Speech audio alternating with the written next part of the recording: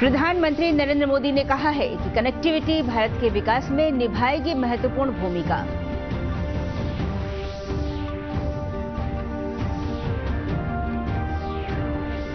मुख्यमंत्री नीतीश कुमार ने शिक्षा का बजट 25% होगा।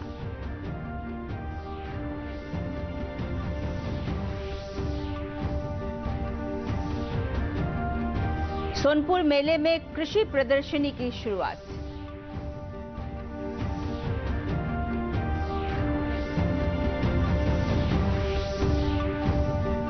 और पंचायत स्तर पर पराली प्रबंधन को लेकर किसानों को किया जा रहा है जागरूक।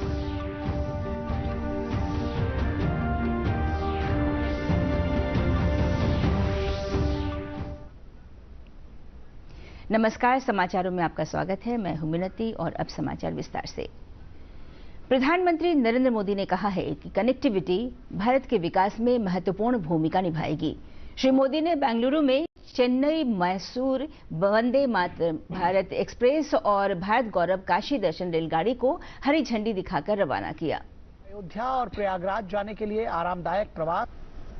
पहले की सरकारें स्पीड को लग्जरी तो स्केल को रिस्क मानती थी। हमने ये धारणा बदल दी है। हम स्पीड को भारत की आकांक्षा मानते हैं और स्केल को भारत की ताकत मानते हैं। इसलिए आज भारत पीएम गति शक्ति नेशनल मास्टर प्लान के तहत देश में इंफ्रास्ट्रक्चर का विकास कर रहा है। मुख्यमंत्री नीतीश कुमार ने कहा है कि स्कूल में बच्चों को ठीक से पढ़ाने वाले शिक्षकों का वेतन बढ़ेगा, नहीं पढ़ाने वाले शिक्षकों को बर्खास्त किया जाएगा। कल पटना में देश के प्रथम शिक्षा मंत्री मौलाना अबुल कलाम आजाद की जयंती के अवसर पर लोगों को संबोधित करते हुए मुख्यमंत्री ने कहा कि शिक्षा का बजट 25% होगा। उन्होंने निर्देश दिया कि शिक्षकों की बहाली तेजी से कराएं। मुख्यमंत्री नीतीश कुमार ने बेस्ट प्लस ऐप और बिहार स्वच्छ विद्यालय पुरस्कार पोर्टल का लोकार्पण किया। संशोधन करते हुए बिहार स्वच्छ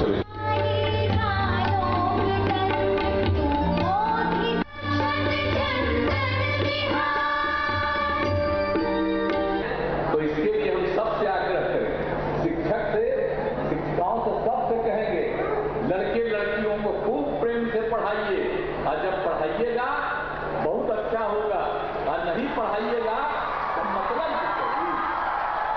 अब हमने तो कह दिया है मंत्री जी को, भाई इनको भी हमने कह दिया, कितना देख लीजिए जो अगर नहीं स्कूल में पढ़ाते हैं निकलवा दीजिए उनको, छोड़िए नहीं। अगर पढ़ावेंगे तो उनको और ज्यादा दीजिए पैसा ताकि खूब बढ़िया से पढ़ा। विश्व प्रसिद्ध हरिहर क्षेत्र सोनपुर मेले में कृषि प्रदर्शनी का उद्घाटन कृषि मंत्री कुमार सर्वजित ने किया। इस अवसर पर कृषि मंत्री ने कहा कि इस प्रदर्शनी में आधुनिक कृषि यंत्रों की पूरी जानकारी दी जा रही है। ड्रोन से खेतों में दवा छिड़काव की विधि बताई जा रही है, जो किसानों के लिए लाभप्रद है।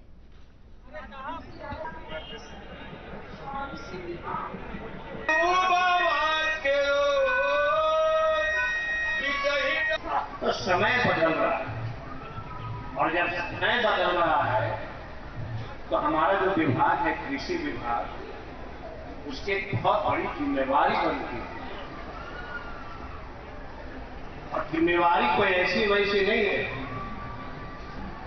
और छोटे लाल भैया और रामानुज भैया हमें जानते हैं। अब एक चीज समझ लीजिए, सब किसान भाइयों से मैं आग्रह करता हूं,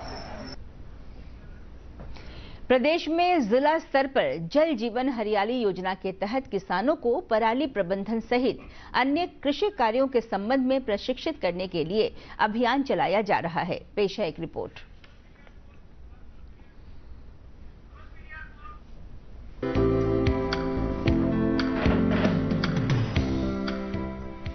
राज्य सरकार ने किसानों से पराली नहीं जलाने को लेकर अपील जारी की है। सभी जिलाधिकारियों को इस संबंध में पंचायत स्तर पर जागरूकता अभियान चलाने का निर्देश दिया गया है। इसी कड़ी में पटना के बिहटा में कृषि विज्ञान केंद्र द्वारा एक जागरूकता कार्यक्रम का आयोजन किया गया। कार्यक्रम में जिलाधिकारी और कृषि वैज्ञानिकों ने किसानों को पराली प्रबंधन के बारे में जागरूक किया।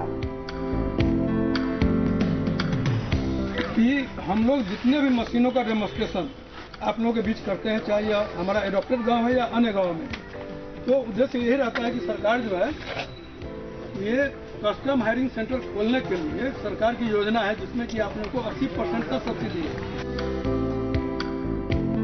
जल जीवन हरियाली योजना के तहत आयोजित प्रशिक्षण कार्यक्रम में जिलाधिकारी और वैज्ञानिकों ने आधुनिक कृषि यंत्रों का व्यवहारिक प्रशिक्षण दिया।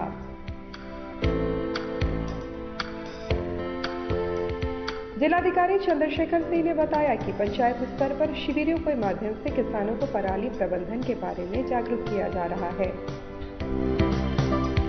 कि जो फसल अवशेष है उसका प्रबंधन की खेतों में जलाएं नहीं लोग, उससे प्रदूषण भी होता है।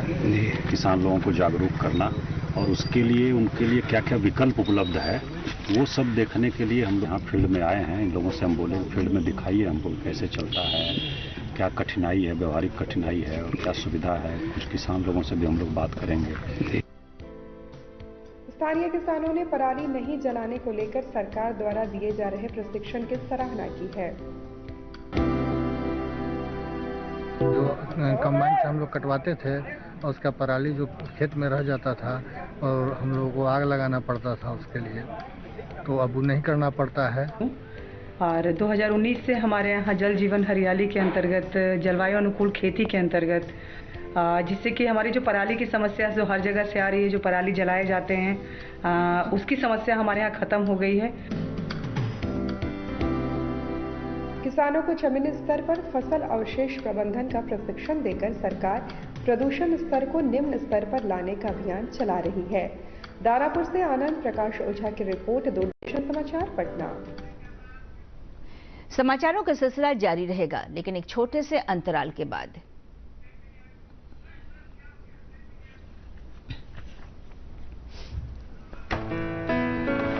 पापा ये सब? हाँ, जो चीजें सालों से बेवजह पड़ी हो उन्हें हटा देना चाहिए। ये भी दादाजी की पुरानी पासबुक और एफडी। अरे ये कैसे रह गया? पैसे गए? नहीं, उपाय है। बैंक खाते को संचालित करते रहना चाहिए, वरना खाता इनऑपरेटिव हो जाता है। ऐसे में बैंक से संपर्क करें, खाता सक्रिय करवाएं और आपकी रकम जो है उसे ब्याज समेत क्लेम करें। दादू ये आरबीआई कहता है जानकार बनिए, सतर्क रहिए। सही कह रहा है। समाचारों में आपका फिर से स्वागत है। औरंगाबाद जिला विधिक सेवा प्राधिकार की ओर से दाऊदनगर में विधिक जागरूकता शिविर का आयोजन किया गया। कार्यक्रम को संबोधित करते हुए न्यायिक दंडाधिकारी अविनाश कुमार ने कहा कि विधिक जागरूकता अभियान हक हमारा है। इसका उद्देश्य है आम लोगों और छात्र छात्राओं को कानूनी अधिकारों से अवगत कराना।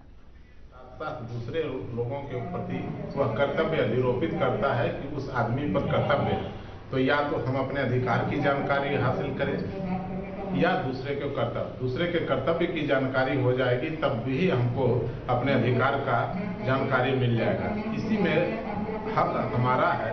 इसमें सबसे पहला अधिकार है जानने का अधिकार, कि हमको जानना है कि हमारा क्या है।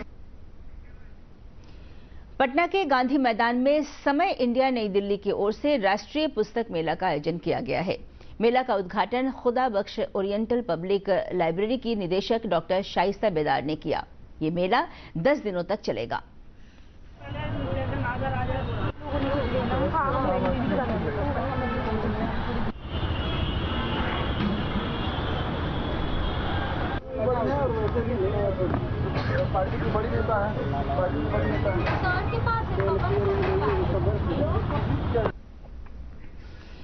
पटना में बीमा लोकपाल दिवस का कार्यक्रम का आयोजन किया गया। बीमा धारकों के अधिकारों की रक्षा के लिए लोकपाल का गठन किया गया है। कार्यक्रम को संबोधित करते हुए सुष्मिता मुखर्जी ने कहा कि बीमा धारकों के दावे के शीघ्र निपटारे के लिए प्रयास किए जा रहे हैं। कार्यक्रम में बीमा कंपनी के प्रतिनिधि शामिल हुए।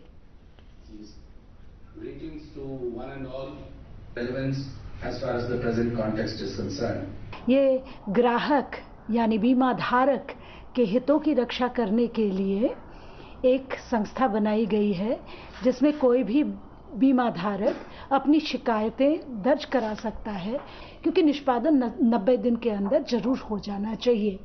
आपके से मिले हुए शिकायतों के विश्लेषण से बेहतर और बेहतरीन सेवा आपको बीमा कंपनियां उपलब्ध करें, इसके लिए सजेशंस हम डायरेक्टली रेगुलेटर को देते हैं। सूचना और प्रौद्योगिकी विभाग की ओर से पटना में आधार के बेहतर इस्तेमाल की नई पहल पर कार्यशाला का आयोजन किया गया। इस अवसर पर राज्य के विकास आयुक्त विवेक कुमार सिंह ने कहा कि आधार की उपयोगिता काफी महत्वपूर्ण है। और आप एक प्राइवेट इसके लिए ई-केवाईसी की 3 तो जहां जनसंख्या हैवी है वहां आपको आइडेंटिफिकेशन के लिए, ऑथेंटिकेशन के लिए, सर्विस प्रोविजन के लिए ये आपको टेक्नोलॉजी जो है एकमात्र उपाय है। और टेक्नोलॉजी करेंगे तो आप अभी तो हम हर एक चीज में हम कोशिश यही करते हैं कि टेक्नोलॉजी कैसे हम यूज करें। आपके विचार व्यक्तिगत अनुभव से आ सकते हैं, आपके विचार आपके आधिकारिक अनुभव से आ सकते हैं, तो उन अनुभवों का लाभ लेकर के हम आधार की उपादेयता, उसकी यूटिलिटी कैसे इन्हांस कर सकते हैं, कैसे उसको प्रभावकारी बना सकते हैं, ये वर्कशॉप का एक आउटपुट होना चाहिए। और अब 3 मिनट में 10 खबरें।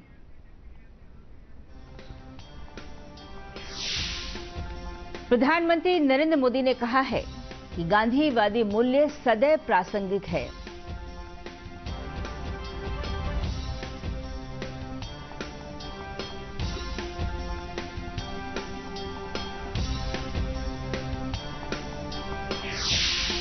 गुजरात में विधानसभा चुनावों के लिए मतदाता पुष्टि पर्ची मशीनों के पहले चरण की जांच होगी।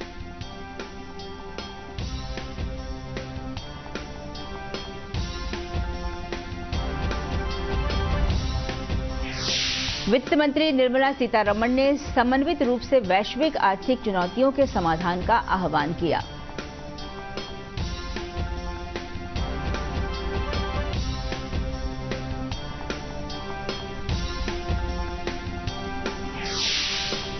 उपराष्ट्रपति जगदीप धनखड़ आसियान भारत शिखर सम्मेलन और पूर्वी एशिया सम्मेलन में शामिल होने कंबोडिया पहुंचे।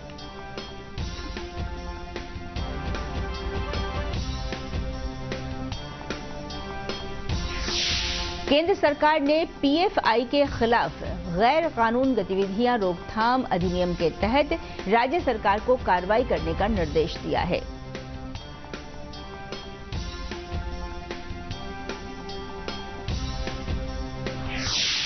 केंद्र सरकार ने आधार नियमों में संशोधन किया है। अब आधार कार्ड बनाए जाने के 10 वर्ष बाद इसे एक बार अपडेट कराना होगा।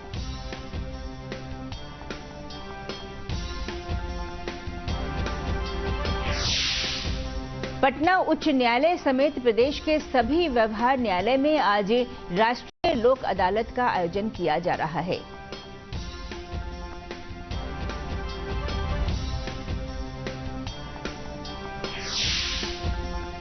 राज्य सरकार ने कहा है कि ग्रामीण क्षेत्रों में बहुमंजिली इमारत बनाने के लिए नक्शा पास कराना होगा।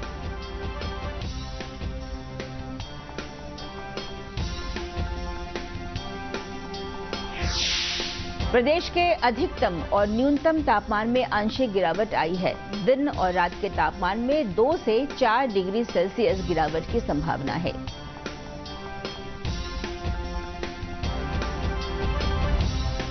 भारतीय महिला मुक्केबाजों ने एशियाई चैंपियनशिप में 4 स्वर्ण और 1 रजत पदक जीता।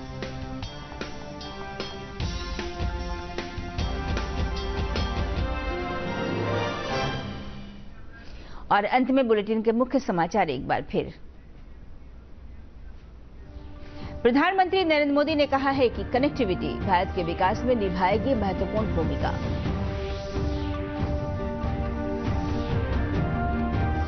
मुख्यमंत्री नीतीश कुमार ने कहा कि शिक्षा का बजट 25% होगा।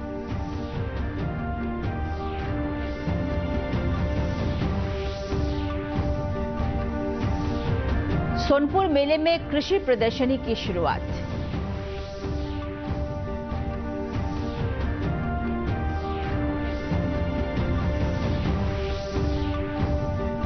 और पंचायत स्तर पर पराली प्रबंधन को लेकर किसानों को किया जा रहा है जागरूक।